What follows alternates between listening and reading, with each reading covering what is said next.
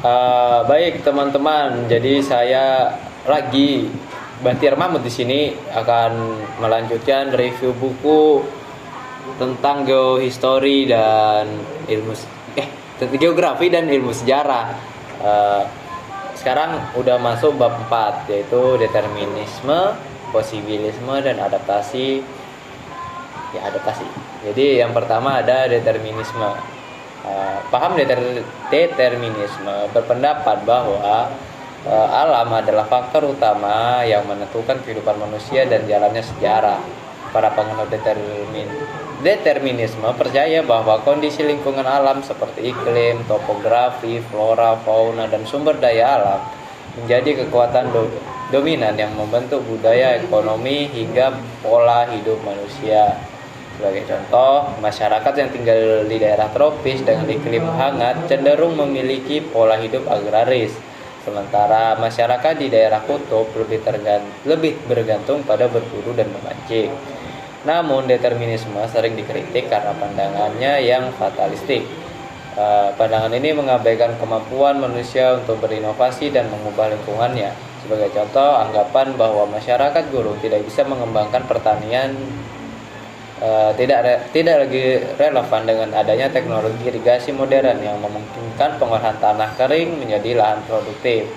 Kritik lainnya adalah bahwa determinisme cenderung menyederhanakan hubungan antara manusia dan lingkungan serta tidak memperhitungkan faktor sosial, politik, budaya dalam sejarah.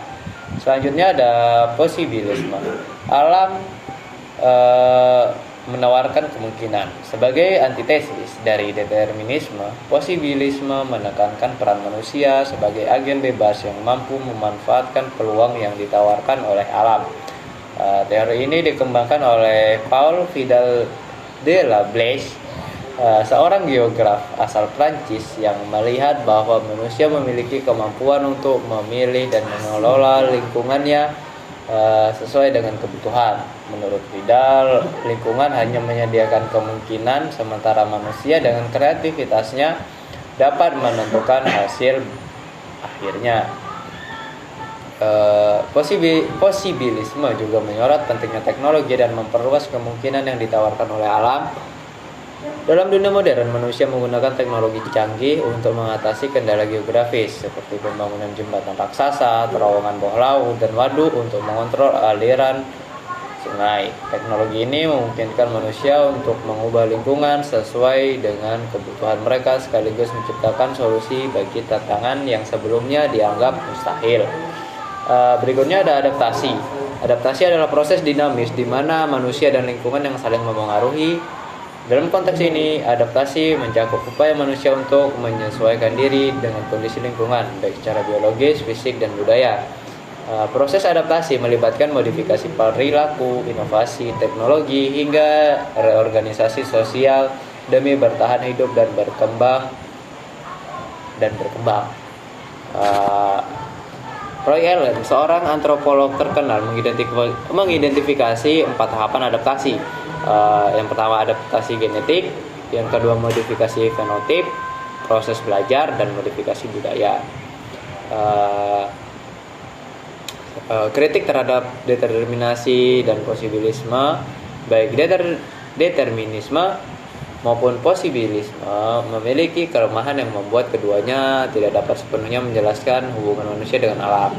Determinisme sering dianggap terlalu menyederhanakan hubungan ini dengan mengabaikan kemampuan manusia untuk beradaptasi dan berinovasi. Di sisi lain, posibilisme dianggap terlalu optimis karena menekankan kebebasan manusia tanpa mempertimbangkan kendala-kendala yang ditimbulkan oleh alam. Sebagai solusi, pendekatan adaptasi menawarkan pandangan yang lebih seimbang. Pendekatan ini menunjukkan bahwa hubungan manusia dan alam bersifat dinamis, di mana manusia tidak hanya dipengaruhi oleh alam, tetapi juga mampu mengubahnya. Dengan demikian, adaptasi dapat menjadi kunci untuk memahami bagaimana manusia menghadapi tantangan lingkungan sepanjang sejarah. Sekian dari saya mengenai review bab 4 tentang determinisme, posibilisme, dan adaptasi. Sampai jumpa di video berikutnya. Terima kasih.